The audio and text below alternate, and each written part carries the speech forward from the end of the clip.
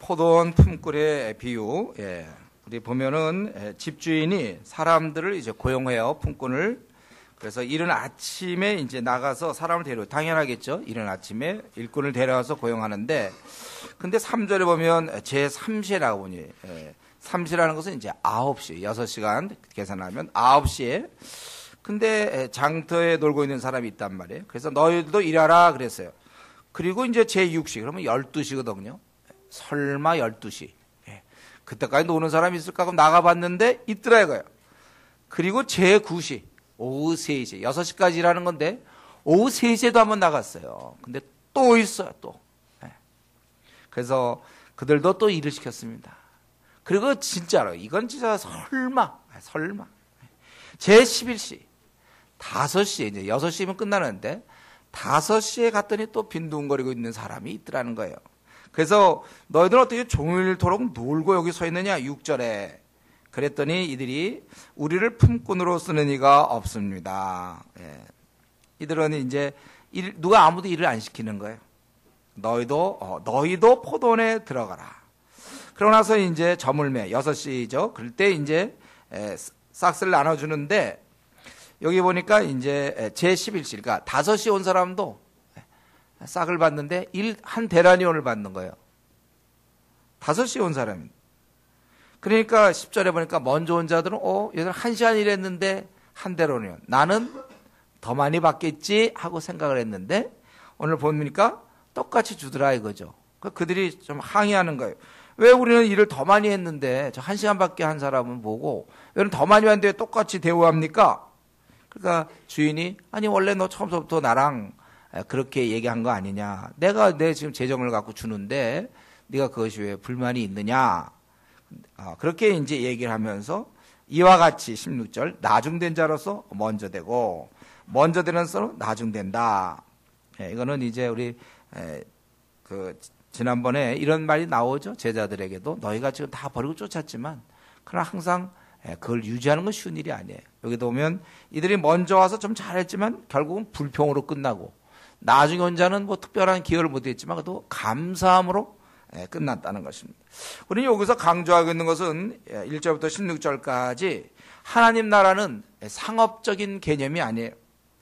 일한 대로 하나님의 은혜를 받는 게 아니라 하나님의 그냥 은혜로 주어지는 것입니다. 그리고 우리가 여기서 생각할 때 여러분은 어떻게 생각할지 모르겠어요. 바로 여기서 우리가 알아야 될 것은 11시에 들어온 사람, 즉 오후 5시에 들어온 사람들이 바로 우리라는 사실이죠. 우리가 그런 사람. 어쩌면 우리는 그 사람들도 참 무능해서 아무도 쓰지 않았는데 어쩌면 우리가 참 고집세고 또 무가치 변덕스럽고 그러한 자지만 하나님이 우리를 사용해 주신다는 거예요. 하나님께서 무가치한 나를 고용하시고 넉넉한 품삯을 주신다는 것입니다. 여러분 우리가 오늘 본문에서 사실은 뭐 다른 사람들 볼 거 없어요. 중요한 건 뭐냐 하면 나 같은 자가 포도원에 들어가 일했다는 거예요. 원래 5시에는 들어가는 게 아닌데 거기 보니까 7절에 이르되 너희도 포도원에 들어가라 하니라. 나 같은 자가 포도원에 들어가 일하다니 이것이 놀라운 일이에요. 5시까지 아무도 나를 불러주지 않았는데 너희도 들어가라. 이것은 사실은 우리가 일한다는 것은 먼저 온 자나 나중 온 자나 사실은 마찬가지입니다. 먼저 온 사람에게도 일거리를 줬고 나중에 온 사람에게도 다 마찬가지. 포도원에 들어갔다는 사실이 중요한 거예요. 여러분 이 시간에 한번 우리 자신을 들여다보세요. 내가 어쩌다가 그래도 하나님 나라를 위해서 이렇게 일하게 되었는가. 원래 자랑하고 고집세고 욕심 많고 변덕스럽고 거짓말도 잘 시키고 둘러대고 무지하면서 그리고 교만한 나를 주께서 용서하셔서 어느새 내가 주님의 일을 지금 하고 있다는 사실. 여러분 한번 생각해보세요. 주님이 지금 불러주지 않았다면 여러분 지금쯤 뭘 하고 있었을 것 같아요? 우리 이렇게 교회에서 만나서 함께 주의 나라 위해서 중국도 가고 뭐 서울역도 가고 우리 나름대로 막 주를 위해서 또 일을 하고 있는데, 여러분 만약에 우리 주님이 불러주지 않았다면 뭘 하고 있을지 한번 각자 이 시간 한번 잠깐 생각해 보세요. 대충 뭐 비슷하지 않을까요? 그냥 술이나 퍼먹고 그냥 어디서 노름이나 하든지. 그래서 노름판에서 만날지도 몰라. 우리가 서로 여기서 이렇게 참 성도와 이렇게 만났지만 저 역시도 마찬가지도. 저도 같이 여러분들하고 같이 술 퍼먹어 하면서 때리고 있었을지 모르지. 아니 뭐 사기나 치다가 어디서 또 뭐 감옥에서 동기가 된다든가 이럴 수도 있습니다. 아니면 그런 뭐 그렇게 꼭 안 하더라도 굉장히 그냥 바쁘게만 살면서 의미 없는 바쁨. 지금 많은 현대인이 그렇잖아요. 의미 없이 그냥 바쁘게만 하는. 원래 삶 자체를 바쁘게 몰고 있거든요. 마귀가 우리를 바쁘게 몰입니다. 야근시키고 그냥 바쁘게 몰아가는데, 그냥 하나도 의미가 없는 삶만 시커 살다가 어쩌면 우리가 이 생을, 한 번뿐인 생을 허비할 뻔 했는데, 그런데 내가 이제 주님을 위해 살다니 이게 얼마나 기가 막힌 일입니까? 내가 누군데, 저 자신도 마찬가지예요. 내가 누군데 이렇게 목사가 돼서 이런 일을 하고 있습니까? 여러분 누군데 뭐 조장이 되고 또 뭐 전도 팀원이 됐습니까? 여러분들이 누군데? 이것만 해도 너무 감사한 거 아니에요? 우리가 주님의 일한다는 사실에도 너무 감사한데 뭘 자꾸 무슨 나한테 왜 더 안 주는가? 뭐 딴 거를 생각하느냐 이거예요. 여러분 우리가 이 주님의 일에, 내가 주님의 대열에 끼어들어 있다, 주의 군대에 들어가 있다는 이 사실 하나만으로 그 만세지 뭐 다른 건 뭘 또 바라고 있습니까? 이런 면에서 참으로 나는 그 주님의 일한다는 이런 것으로 인하여 여러분 아주 만족해 합니까? 내가 주님의 대열에 끼어 있다는, 주의 군사의 이 대열에 끼어 있다는 사실로 여러분 참으로 행복해 합니까? 그래서 여러분에게 주어진 일이 큰 일이든 작은 일이든 기쁨으로 열심히 봉사하고 있습니까?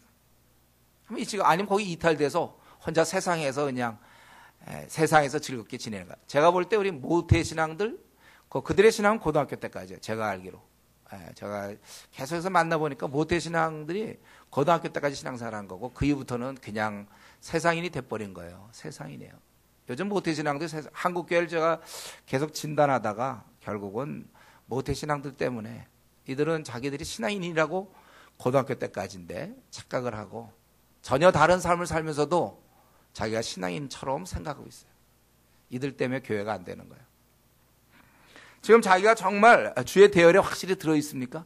내가 모태 신앙인데 아니면 어릴 때부터 신앙인데 어쨌든 중간이든 지금 내가 확실히 주님의 군사에, 주의 군대는 있거든요. 지금 이 세속적인 무리와 다른 바알에게 무릎을 꿇지 한 7,000인이 있어요. 거기에 내가 확실히 다니엘처럼 신앙을 지키면서 세속에 절하지 아니하고 그다음 우상 숭배에 절한 것처럼 세속의 흐름에 자기 마음을 빼앗기지 않은 7,000인 그 군대에 내가 속해 있는가? 이것으로 대만족이지 뭐 거기서 뭘 더 바라냐 그거예요. 여러분 그래서 하나님께서 맡기신 일, 그것이 무슨 교회에서 인정받는 무슨 집사나 장로든지 아니면 조장이든지 아니면 여러분 우리가 전도 팀원이든지 전도 팀장이든지 중국 차이나 육사홍의 팀원이든지 팀장이든지 뭐 교사든지 성가대든지 관계할 거 없어요. 문제는 그래도 하나님이 나를 거룩한 주에 하여튼 요만큼 뭐 부스레기라도 있잖아요. 조금 더 연결된 일을 내가 지금 하고 있다. 그것으로 우리는 족한 것이고 지금 이 시간에 물어볼 것은 나는 그 중에 어느 거라도 하나 잘 감당하면서 살아오고 있는가? 그리고 그 사실로 인하여 나는 참 행복해 하는가? 내가 주님 편에 서 있다는 그 사실로 여러분 행복하셔야 돼요. 뭐 다른 어떤 것보다 뭐 다른 것도 뭐 좋은 일이 있겠죠. 뭐 장학금을 받았다든가 또 뭐 생일날 좋은 선물을 받았거나 원하던 뭐 대학 또 아니면 취직 뭐 결혼 뭐 몇 가지가 있을지 몰라요. 그러나 우리의 진정한 행복은 여기서 찾아야 돼요. 내가 주님 편에 서 있고 주님 군대에 내가 가담해 있으면 할 수 있다면 선봉이면 더 좋죠. 선봉에 서 있다는 이런 사실로 여러분 행복해 하셔야 돼요. 참 좋아. 일은 하나도 안 풀려도 내가 너 주님의 군대에 있다는 사실, 이게 참 좋은 거예요. 한번 일일이 물어보고 싶어요, 여러분. 그렇게 여러분한테 내가 진짜 다 물어보고 싶어요. 행복하십니까? 이유가 뭡니까? 나는 주의 군사입니다. 주님이 나를 사용하고 있습니다. 이 나그네 길 짧은 7, 80년짜리에 내가 주의 군대에 끼어 있다는 사실. 얼마나 영광스럽습니다. 그러니까 이제 제가 모태신앙 얘기를 했지만 꼭 모태신앙이 아니더라도 스스로 그걸 자기가 자리를 버리고 나가는 사람들이 있어요. 이런 영광스러운 주의 군대에 가담하지 않냐고 세속 군대에 가담해서 먹고 마시고 즐기고 그런 사람들 참 많이 있습니다. 그냥 세상적이야. 신부는 하나님 나라의 백성인데 하나님 나라의 군대인데 적군의 편에 붙어서 세상 쾌락에 취해서 사는 사람들 참 안타까운 우리 한국교회의 현실입니다. 신부는 집사인데 세상적으로도 그 정도 위치가 돼. 집사 정도. 세상의 그 마귀 계열에서도 집사의 정도 돼. 같이 술 먹고 같이 어울리고 주를 위해서 아무 일도 하지 않는 면에서 세상 집사도 됩니다. 우리가 이런 면에서 더욱 내가 너도 포도원에서 일하라 이 말씀. 우리가 그거 사실로 인해서 여러분 행복하셔야 돼요. 어때요? 정말 행복해요? 타이밍이 어떻게 되는 거지? 내가 지금 이 안에 들어가 있는 건가? 아닌 들어가 있는 건가? 그래서 자기가 스스로 자기가 영광스러운 군대를 버릴 수 있어요. 바알에게 무릎 꿇을 수 있거든. 그래도 끝까지 다 그런 것 같아요. 세상 사람 다 그런 것 같은데 모태신앙이 대학 들어가면 다 그렇게 노는 것 같은데 그렇지 않은 사람이 있다니까요. 바알에게 무릎을 꿇지 않은 7천인이 있어요. 다 직장 다니면 다 그렇게 살 것 같죠? 아니요. 그렇게 안 사는 사람들이 있어요. 그걸로 인하여 감사해야 돼. 내가 하나님께 쓰임받고 있구나. 우리가 감사해야 될 것입니다. 이렇게 말씀하시는 우리를 주의 군사로 사용하시는 주께서는 죽으려고 하신다고 17절부터 19절에 말씀하고 있죠. 이 말씀은 우리 마태복음 16장에서 한 번 하셨고 17장에서 하셨고 지금 20장에서 한 번 더 하십니다. 세 번째 지금 하신 말씀이에요. 갈수록 점점 구체적으로 되는데 이번에는 내가 이제 예루살렘에 올라가면 대제사장들과 서기관, 그 당시에 산에 들인 공회죠. 결정할 수 있어요. 그들이 죽이기로 결의한다고 그래서 죽이기로 결의하고 그리고 이방인들에게 왜 넘겨줍니까? 이들은 사형을 결정을 할 수 있어도 집행은 안 되는 거예요. 집행은 로마인만 할 수 있습니다. 로마 식민지였기 때문에 이들이 사형을 이 사람 시켜야 됩니다 하고 결정은 해도 되지만 집행은 로마인이 하는 거예요. 그래서 이방인에게 넘겨주고 과연 그들은 퇴짜를 놓은 게 아니라 넘겨줬을 때 진짜 죽이는 거죠. 그를 조롱하며 채찍하면 십자가에 못 박게 할 것이다. 그러나 나는 제3일 만에 살아난다. 주님이 이 땅에 오신 이유는 죄인을 구원하기 위해서 오신 거예요. 그래서 죄인이 원래 죽어야 될 그 죽음을 십자가에서 대신 당해 죽어야 되는 것입니다. 이것이 주님이 이 땅에 오신 목적이었어요. 주님은 이 면에서 추워도 자신의 사명을 의심하지 않았습니다. 뚜렷한 목표, 죽는 거. 그래서 이것을 얘기하신 것입니다. 우리는 여기서 한 가지, 주님은 막연하게 사신 분이 아니세요. 주님은 목적을 갖고 사신 분이십니다. 얼마나 지금 많은 사람이 이렇게 막연하게 사는 사람이 얼마나 많습니까, 여러분? 주위에서. 그냥 막연하게 하루하루 사는 사람들 많죠? 그러나 우리 주님은 뚜렷한 목적을 갖고 살았다는 거예요. 그리고 그 목표를 위해서는 타협하지 않았다는 겁니다. 그냥 그 길을 가셨어요. 요란하게 뭐 그러지 않고 조용히 그 길을 가셨습니다. 우리 인생을 위해서 희생하는 길, 손해보는 길, 자기 목숨을 주는 길을 조용히 가셨습니다. 지금쯤 우리는 이제는 충분히 우리 자신에 대해서 그걸 물어볼 그러한 나이가 되었고 그러한 시간이 되었습니다. 내 삶의 방향도 분명합니까, 여러분? 이전에 한번 생각해 보세요, 여러분. 목사님 무슨 말씀 하시나, 그 다음 말씀 좀 뭐 하시나 이러고 언제 끝나나 뭐 이런 생각하지 마시고 한번 이 시간에 자기를 들여다보세요. 난 정말 삶의 목적이 뚜렷합니까, 여러분? 여러분 이렇게 얘기할 수 있어요? 하나님은 나를 이런 일을 하라고, 그러고서 그 일을 하고 돌아오라고 나를 부르셨다. 이렇게 얘기할 수 있나요? 목사가 딱 가서 형제요, 형제는 왜 사는 겁니까? 그러면 저희요? 하나님이 이렇게 이런 일 하고 오라고, 그래서 제가 이렇게 사는 겁니다. 그렇게 얘기할 수 있냔 말이에요.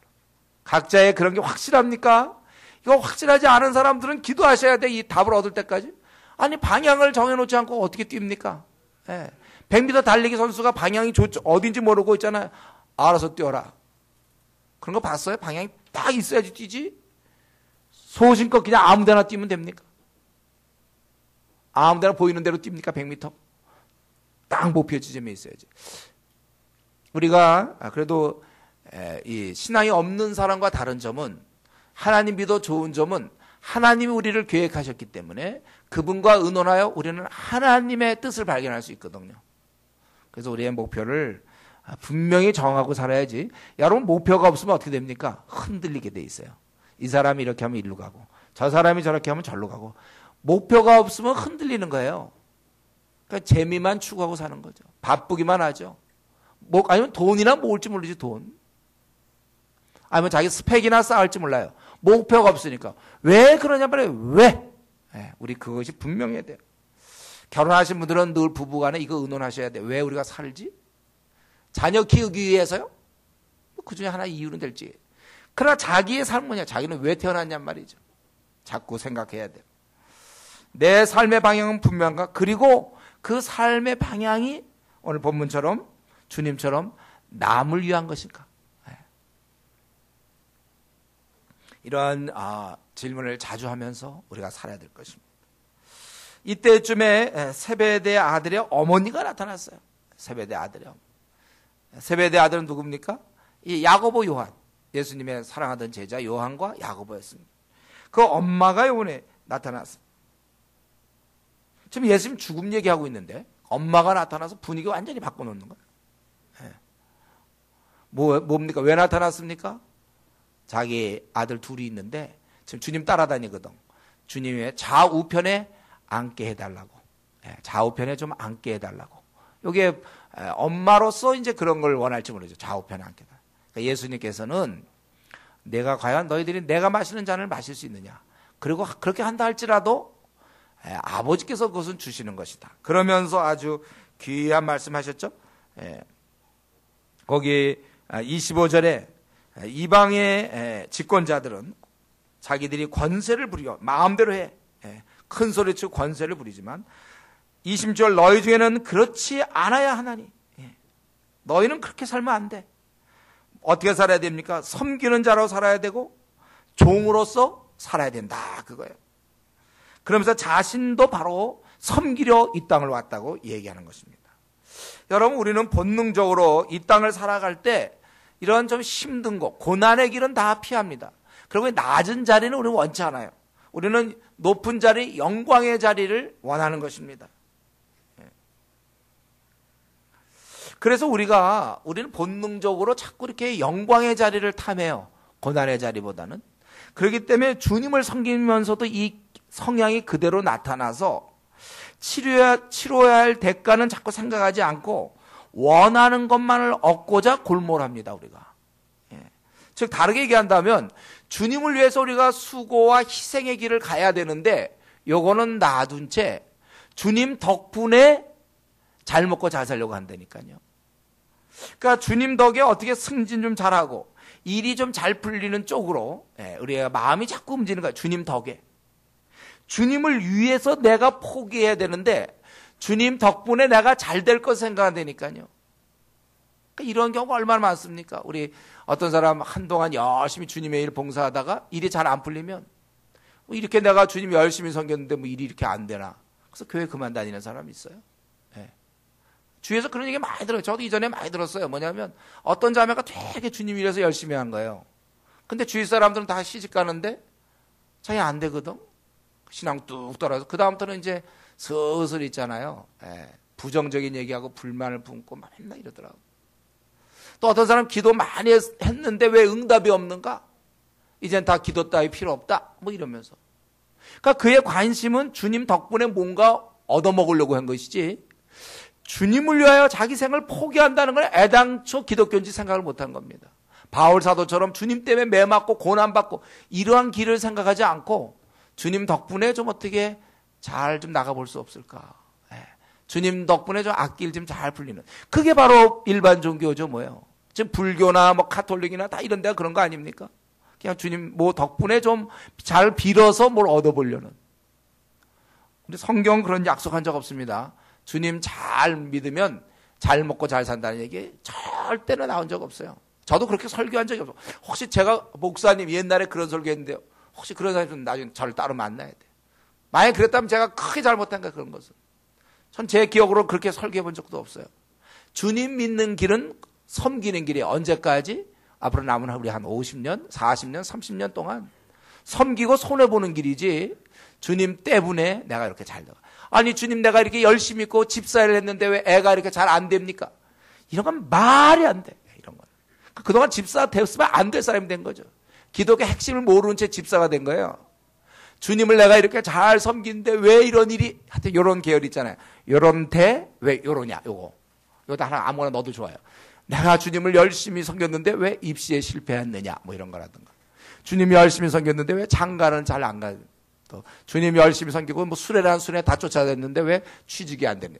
하여튼 요런 계열. 구체적으로 다 쓸 수 없어요. 왜 집이 이렇게 안 풀리며 왜, 하여튼 이런 계열들 오늘 주님의 말씀과 정반대입니다. 그게. 그 기독교 아니에요. 다른 종교일지 모르지만 분명히 뭐라고 했어요? 너희 중에는 그렇지 않아야 하나니. 26절. 너희들 그렇지 않아야 돼. 세상 사람들은 막 주관하고 고관들이 권세를 부리는, 너희는 섬기는 자야 되고 종이 되어야 된다는 거야. 종. 네. 다시 한번 우리가 이 시간에 주님을 따르는 길은 고난의 길이요, 좁은 길이요, 네. 섬기는 길이라는 것을 우리가 기억해야 됩니다. 그래서 대접하는 것이 아니라 대접받는 것이 아니라 대접하는 거예요. 이것이 제대로 된 그리스도인입니다. 단 그 사람은 가난할 수 있고 일은 지질이 안 풀려. 한테 풀리는 것마다 그러니까 대학도 떨어져야 되고 또 제대로 못하고 취직도 안 되고 용모도 없고 집도 가난하고 결혼도 잘 안 되고 또 결혼도 또 뭐 애 문제도 있고 또 애가 또 지질이 공부도 못하고 하여튼 집도 이사가 맨날 뭐가 하나도 안 돼도 그거와 기독교 하나도 관계없는 거예요. 그럴지언정 그러나 그 사람은 여러분 하나 아셔야 돼요. 성경 그걸 약속했어요. 그가 잘 풀린다는 건 얘기한 적 없고 그의 삶은 빛나는 거예요. 예, 초라하게 살지언정 그의 삶 자체는 빛나는 것입니다. 이건 약속하셨어요. 참으로 의미 있으며 열매 있는 삶이에요. 주님을 따르는 것은. 여러분 바울 사도가 돈 한 푼도 없었고 밤낮 매 맞았고 감옥 갔고 그랬지만 그 삶이 초라합니까? 감옥에 나가서 결국 나중에 참수형 당하잖아요. 그 초라한 삶입니까? 자식도 없고 아무것도 없고 이 땅에서 정말 이리저리 동네북으로 터지고 말이죠. 가는 곳마다 반대하는 사람들이 있었고 힘들었지만 재물도 없었고 그는 거지로 살았지만 그러나 거지로 살지언정 초라하진 않았어요. 그러니까 우리가 저 예수 믿으면 거지 안 되는 것처럼 생각하는 요걸 깨라는 거예요. 이 정도 얘기했으면 이제 무슨 말인지 알겠죠? 아직도 이게 무슨 말인지 모르는 사람이 좀 곤란해. 이 정도 지금 얼마나 내가 길게 얘기했습니까?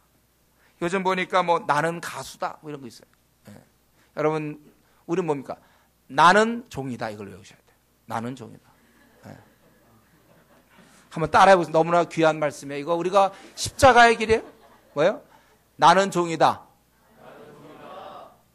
크게 들은 얘기하는데 예.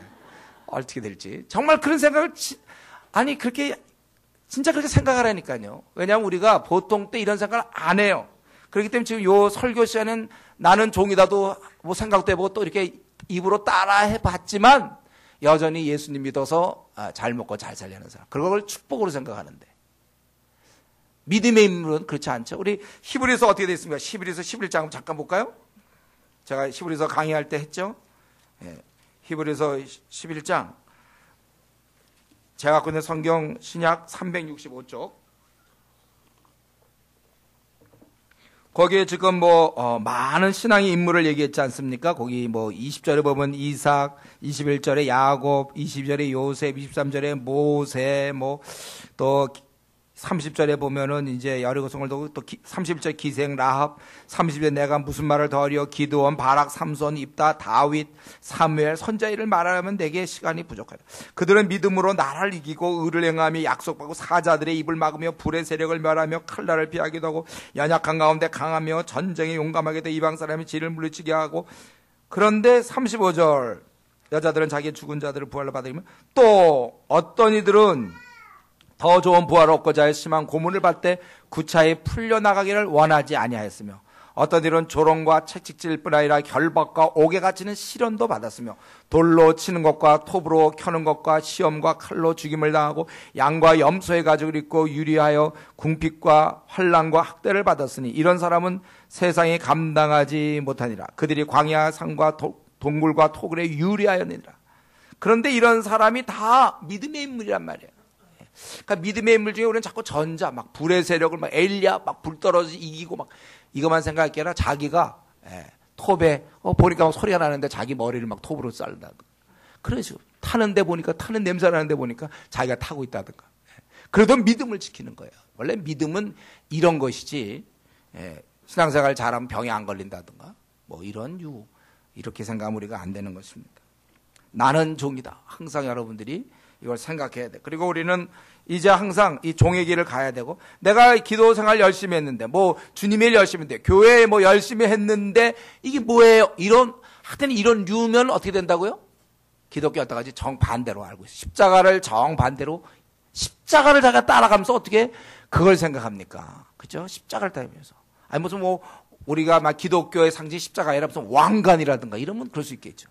왕관을 따라가고 있는 중이니까 내가 이 신앙생활 열심히 했는데 뭐 이렇게 불치의 병에 걸렸습니까? 이거 이제 그럴 수 있지만 십자가를 따라하니까 왜 하필 나는 이런 어려움을 겪고 이런 내가 정말 가정을 만나야 되고 이런 배우자를 만나야 되고 이런 자녀를 만나야 되고 이런 부모를 만나야 되고 이런 회사를, 그게 바로 우리는 좀 왕관을 쫓는 게 아니라 십자가의 길을 가는 거예요. 이 땅에서 요거 70년짜리 80년짜리 잠깐 가고 그리고 영원한, 우리는 그때 진짜 우리에게 왕관이 주어지는 거죠. 멸관이 주어지는 거예요. 이걸 우리가 다시 한번 분명히 알아야 될 것입니다.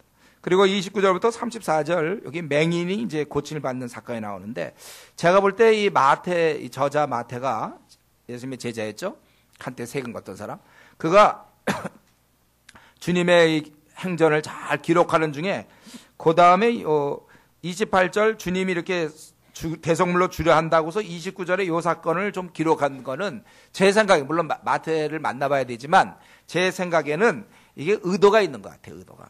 예. 우리 주님이 지금 뭐라 했어요? 자기 죽는다고 그랬잖아요. 이방인에 넘겨가서 죽는다고 그랬어요. 자기는 지금 대성물로 죽는다고 그랬습니다.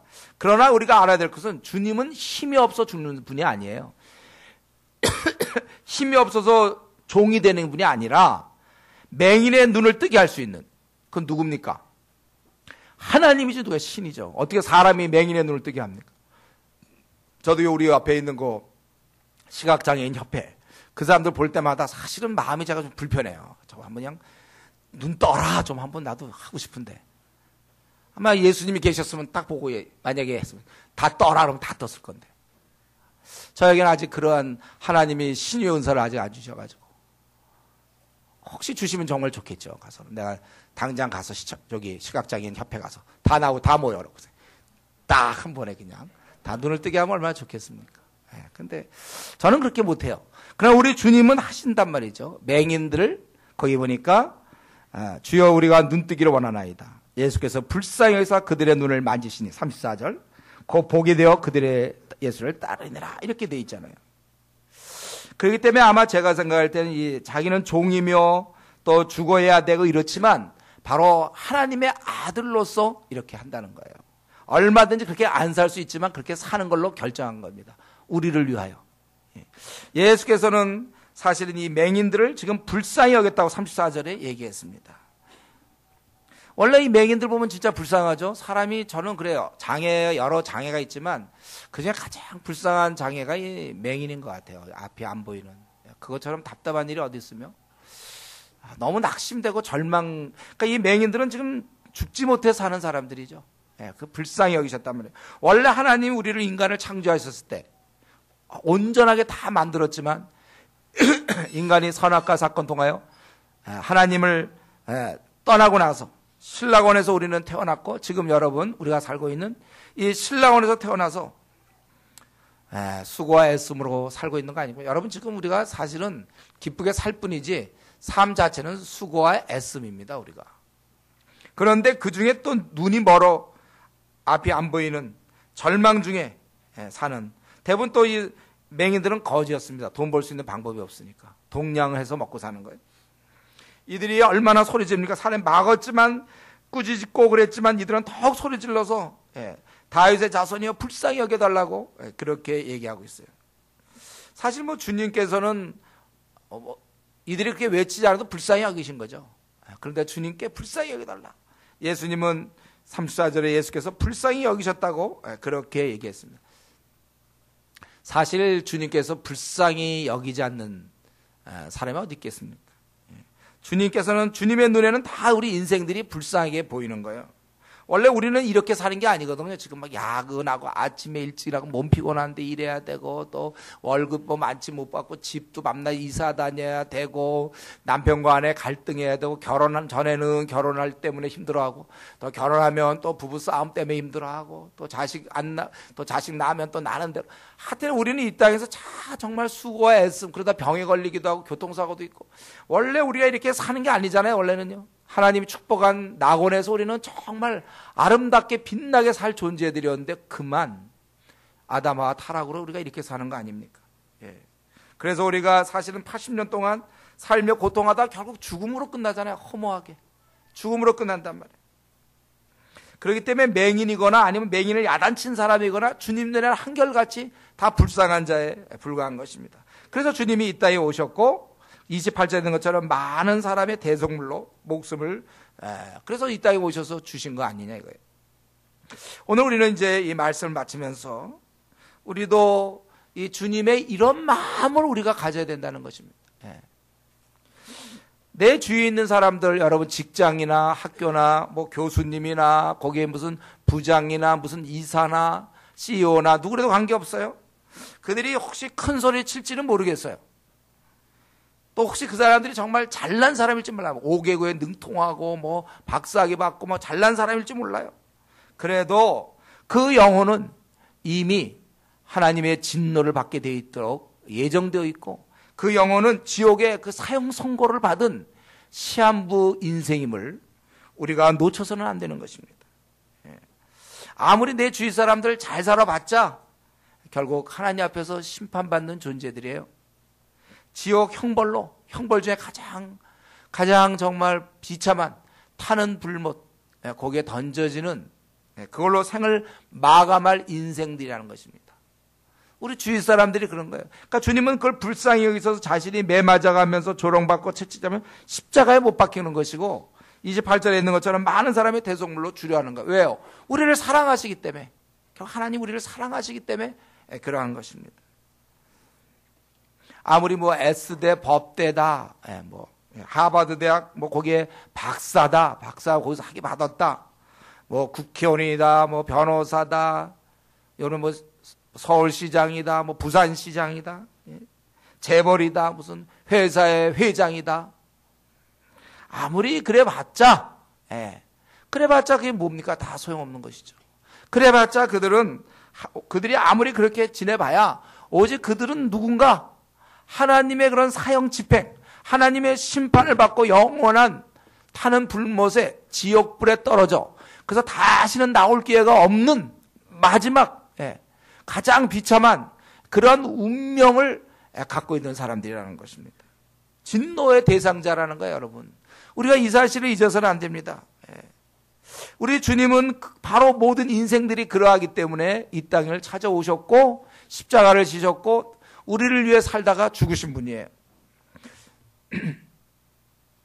바로 이 점입니다. 우리가 오늘 이 시간을 주님의 모습을 통해서 배워야 될 점 바로 이거예요.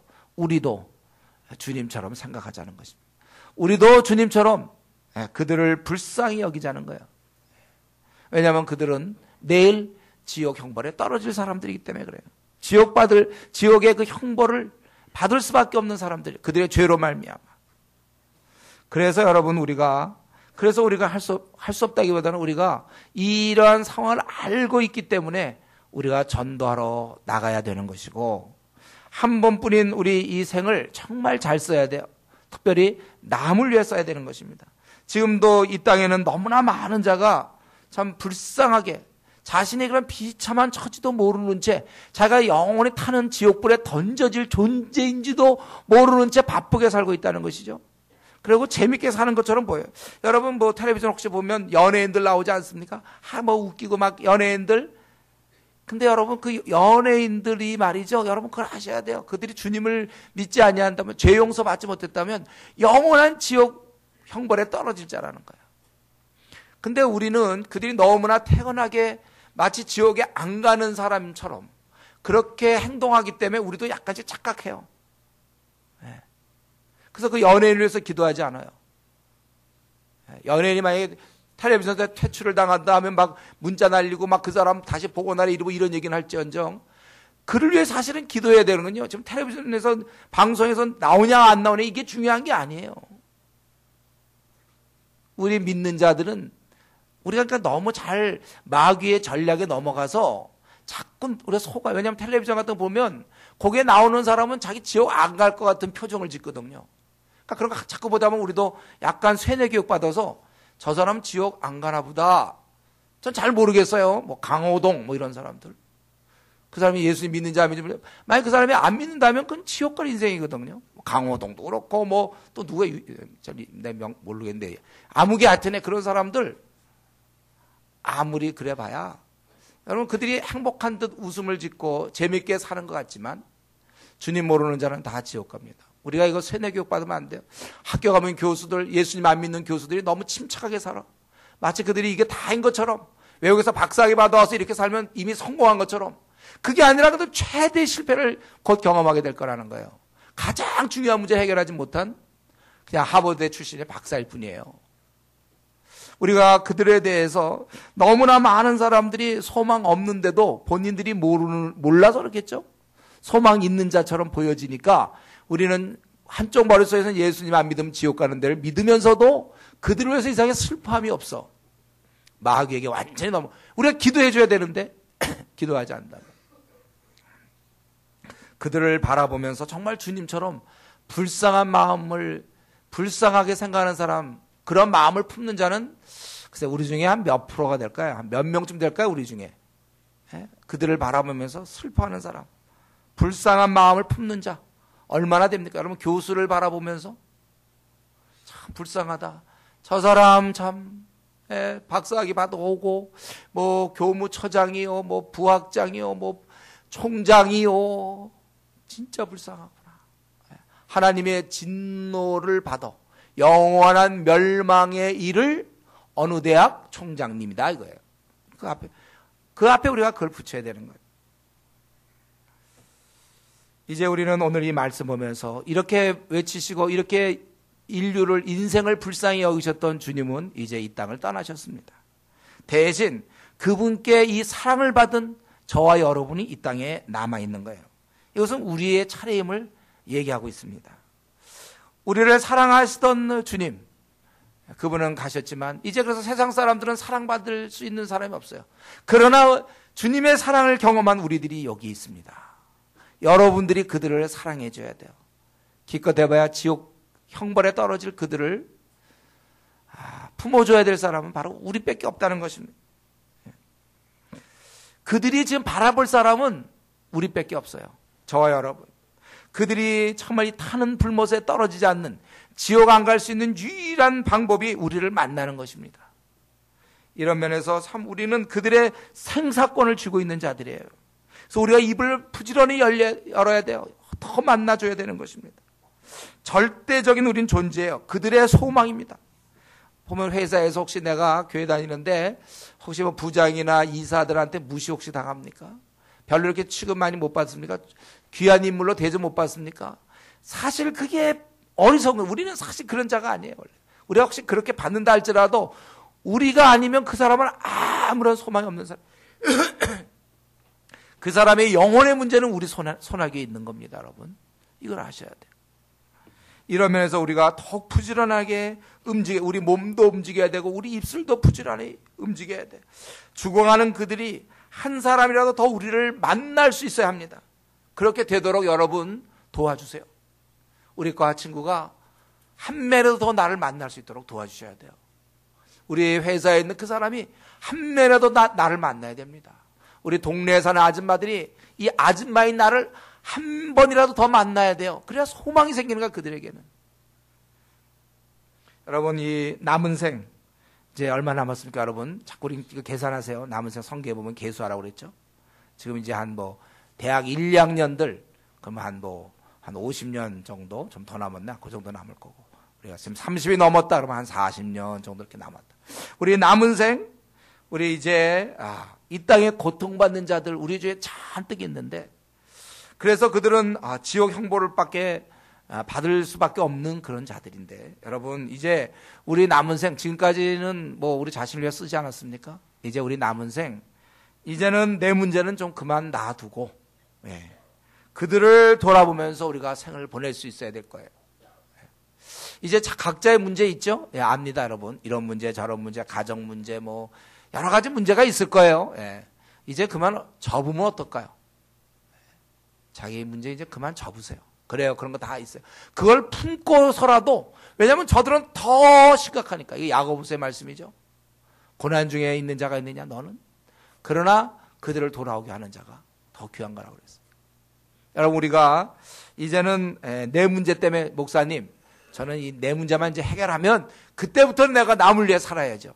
그거 아니에요.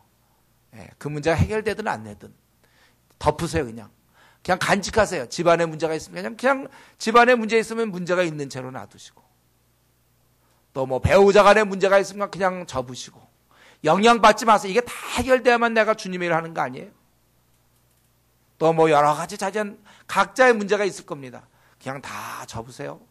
이제 그거 그만두시고, 이제 우리 남은 생, 이제는 그들을 돌아보면서 생을 보내는 것이, 이것이 하나님 앞에 마땅한 것입니다. 주님도 자신의 문제에 연연한 적 없어요. 우리 인류의 문제를 놓고 씨름하다가 돌아가신 것입니다. 아무쪼록 우리도 주님께서 우리를 불쌍히 여기셨던 그 마음이 제발 우리에게 좀 단절되지 않고 우리에게도 전달되어서 우리가 이 세상 사람을 볼 때 그냥 마음속에서 그냥 끌어올라야 돼. 불쌍해. 불쌍한 교수님, 불쌍한 연예인 오빠, 불쌍해. 아무 소망이 없어. 불쌍하다. 불쌍한 우리 이제 서울시장님, 이렇게 돼야 된다. 불쌍한 우리 회사의 사장님, 불쌍한 나를 괴롭히는 그 부장님, 이렇게 되는. 우리 과 친구, 다 불쌍한 사람. 여러분, 우리 불쌍한 마음이 넘치고도 넘칠 수 있도록 우리가 기도해야 되겠어요. 벌써 신앙생활 한 지 꽤 오래되는데, 제일 중요한 주님의 마음을 우리가 본받아야 될 거 아닙니까? 나의 문제, 밤낮 내 스펙, 밤낮 나의 앞날, 언제까지 그 애기 노릇하겠습니까? 내 편함, 나 인정받는 것, 내 집 장만, 언제까지? 이젠 그만 접으세요. 오늘 이 시간부로 접읍시다. 우리 접고, 우리나라에 4천만 명이 기다리고 있어요. 우리를 4천만 명을 위해서. 여러분, 정말 내 안에 그냥 이거 누가 시키기 전에 이 사랑하는 마음, 불쌍히 여기는 마음이 막 끌어올라서 그들을 우리가 돕게 되고, 그래서 우리를 만나는 모든 자들이 우리 때문에 소망을 얻고 그들이 우리 때문에 구원받을 수 있도록 우리가 더 노력해야 될 것입니다. 그래서 그들이 남은 생 우리를 바라볼 때마다 저 사람 덕분에 내가 영생을 얻었네. 내 제일 중요한 걸 얻었네. 박사학위가 아니고 국회의원이 아니고 시장 선거, 시장 되는 것보다 1000배나 10,000배나 중요한, 내가 저 사람 때문에, 여러분 직장에서 아무개 사원 때문에, 학교에서 아무개 교사 때문에, 아니면 우리 학교에서 우리 반에 아무개 때문에 내가 영원한 생명을 얻었는데, 그가 죽을 때까지 나에 대해서 고마움을 표현할 수 있도록 우리가 그렇게 한번 그들에게 감사를 표할 수 있는 기회를 주도록 우리가 이제 남은 생, 우리도 오늘 배운 것처럼 주님께서 이 불쌍히 여기셔서 십자가에 죽으시고 많은 사람이 대속물로 자신을 드린 것처럼, 여러분이 남은 생 십자가의 길을 가며 많은 사람을 위해서 불쌍히 여기면서 살아갈 수 있도록, 그러한 정말 하나님이 기뻐하는 주님의 사랑을 가슴에 잔뜩 품은 그러한 성도가 되기를 바랍니다. 우리 같이 기도하겠습니다. 오늘 말씀 생각하면서 자신에게 부족한 점이 무엇인지 한번 돌아보면서 같이 통성으로 기도하겠습니다.